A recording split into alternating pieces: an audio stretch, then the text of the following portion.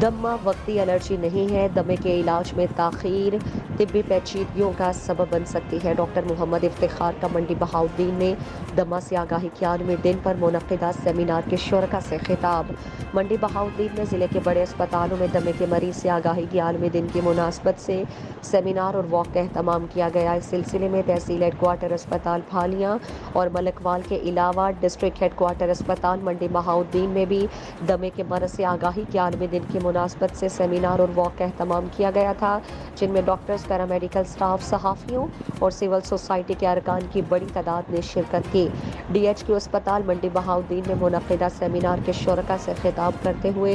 In charge NCD clinic doctor Usman Akbar ने कहा कि दमे से मुतालिक मशहूर अफवाहों पर बिल्कुल कान ना धरे, क्योंकि एहतियात और मुसलसल इलाज से इस मरज़ पर काबू पाया जा सकता है, जबकि गर्द गुबार और धुआं वगैरह से दूरी और एहतियात के ज़रिए इस मरज़ की पेचीदगियों से बचा जा सकता है। इस मौके पर TB और दमा के अलावा सीने के अमराज के मारूफ मुआलिज और DH और PS डॉक्टर मोहम्मद इफ्तिखार ने हाज़रीन से खिताब करते हुए बताया कि दमा वक्ती एलर्जी नहीं है और इस मरज़ के इलाज में ताख़ीर कई तिब्बी पेचीदगियों का सबब बन सकती है। पोलन सीज़न में मास्क और दीगर एहतियाती तदाबीर इख्तियार करके तकलीफ से महफूज रहा जा सकता है, जबकि मुआलिज का तजवीज़ करदा